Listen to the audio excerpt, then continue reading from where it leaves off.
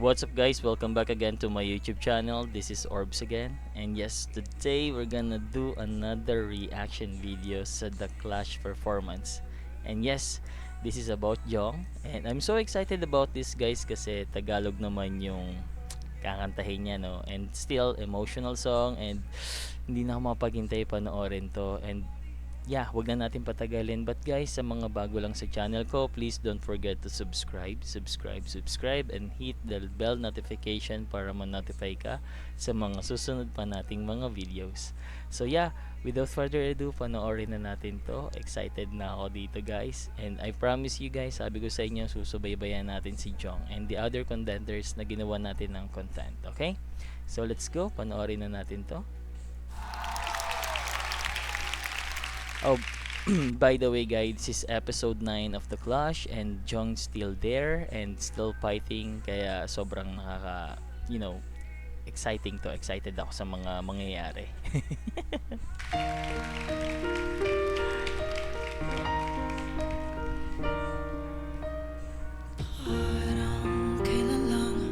Ooh. Oh my god, guys. First line, sobrang nakuha ng attention ko, and look at Jong, guys. Kitang-kita mo naman kung gaano magiging emotional tong kanta na to.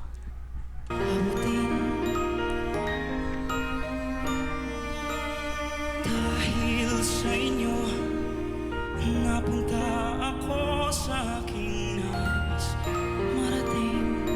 Guys, Nais ko parang naninibago lang ako, no? Kasi Tagalog yung kakantahin niya, and then sanay na tayo na more on international song yung kinakanta ni Jong.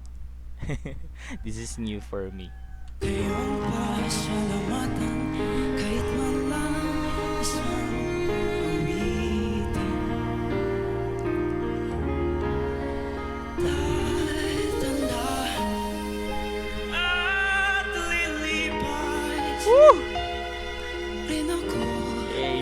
Ngunit mayroong awiting iiwanan sa inyo. Alaala dahil minsan tayo'y nagkasama. Guys, ito yung pinakamaganda talaga kay Jong, no? Sobrang versatile niya, you know? And yung quality ng voice niya, sobrang smooth na medyo tony yung boses niya, no? And hindi ko masabi yung tamang term eh.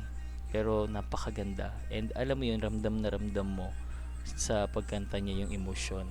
Which is gustong gusto ko kay Jong.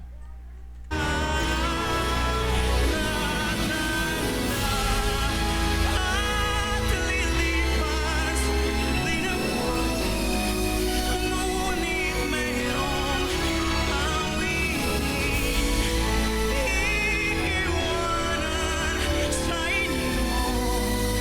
Alaala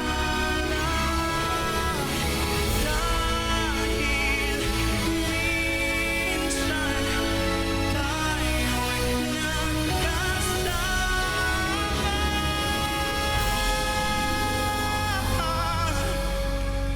Yay! Minsan tayo'y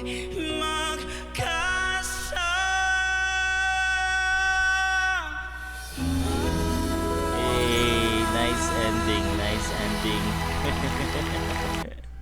What I can say, guys, no, ganun ba talaga sa The Clash? Napakalakas talaga nung music. And alam mo yun, parang parang nagiging challenge siya sa mga kumakanta, no? Na parang pag kinain ka nung music na yon, nung background music na yon, no, or nung musical na yon, mawawala ka talaga. And I think parang medyo may konting sabit, pero hindi naman masyadong halata yung sa performance ni Jong, no. And let's see kung what's ano mangyayari sa mga susunod na araw. And yes, I'm rooting for Jong and Jury or Juari, I'm sorry, Juari sa mga susunod na araw, no. And I'm so excited, sana sa mga susunod na performance nila may mga pasabog pa. And this one is very short pero exciting naman din to dahil I think it's a challenge to Jong, no.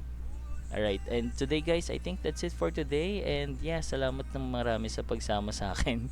And tignan natin kung ano pa yung mga mangyayari sa susunod. And again guys, this is Orbs. And please don't forget to subscribe and like and hit the notification bell para ma-notify ka sa mga susunod nating videos. That's it for today. See ya!